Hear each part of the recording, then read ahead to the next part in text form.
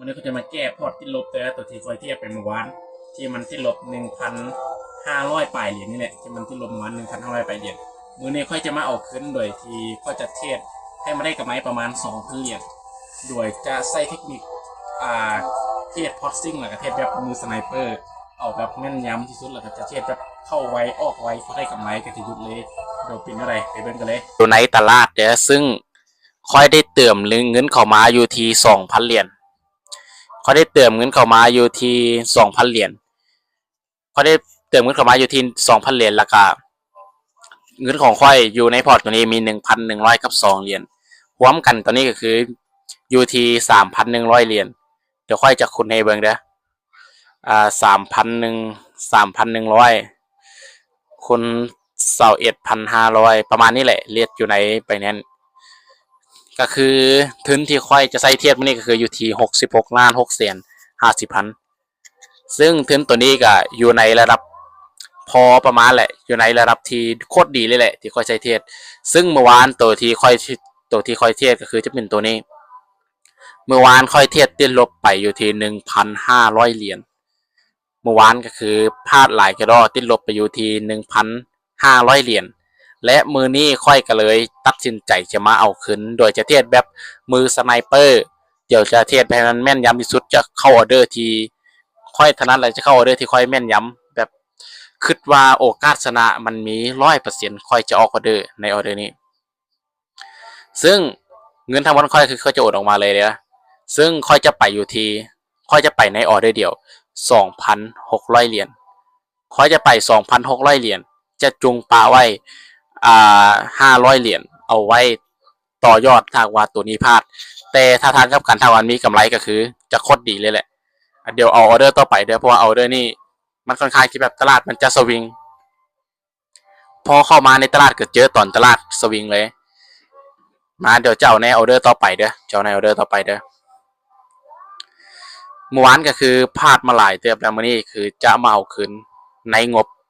3,100 เหรียญออเดอร์นี้จะไปออเดอร์ถ้าไปจะไปอยู่ที่ 2,600 เหรียญเด้อการลงทุนมันเสี่ยงแต่ว่าถ้าว่าบ่ลงทุนก็คือจะบ่รวยถ้าว่าบ่ลงทุนก็คือจะบ่รวยแล้วก็จะบ่มีรายได้อีกถ้าบ่ลงทุนนั่นแหละเสี่ยงที่สุดนะการลงทุนมีความเสี่ยงแต่บ่ลงทุนมันเสี่ยงที่สุดแล้วนะออเดอร์นี้เด้อจะตามซื้อแต่ตอน10ปลายวิเลยมั่นใจลดเพราะว่าเส้น SM5 กำลังจะตัดเส้น SM10 ขึ้นถ้าว่ามันปิดเขียวแต่ถ้ามันปิดแดงก็คือมันจะ copy ตัวเก่ามามันจะซ่อนตัวเก่ามาลดก็คือมันจะลงมาแดงแล้วแท่งปิดจะขึ้นไปเขียวถ้ามันขึ้นไปเขียวก็คือมันถ้าแท่งนี้ปิดเขียวก็คือแท่งปิดตัวนี้มันต้องเส้น SM5 มันต้องตัดขึ้นมาลุ้นน้ำกันค่อยออกอยู่ที่ค่อยซื้อได้ค่อยซื้อ 2,600 เหรียญค่อยซื้อ 2,600 เหรียญเด้อมาลุ้นน้ำกัน15 วิสุดท้ายจะขึ้นได้บ่มาขึ้นได้บ่ตลาดมันสวิงเอาบ่ปิดเขียวได้บ่5 4 3ยา2 1โอเคงาม 5,000 เหรียญและสามารถแก้พอร์ตได้สามารถแก้ขึ้นได้งามเห็นบ่ตัวที่เมื่อวานค่อยเทียบก็คือพลาดบักหลายและมื้อนี้สามารถเอาขึ้นได้อยู่ที่ 2,000 ค่อยไปอยู่ที่ 2,600 เหรียญและได้มาทั้งหมด 5,000 กับ 70 เหรียญและผลกำไรของมื้อนี้ออกออเดอร์นึงกำไร 2,470 เหรียญถือว่ามีกำไรอยู่ที่เมื่อวานลบ5001,500 2,470เดี๋ยวคนเมืองก่อนนะ2,470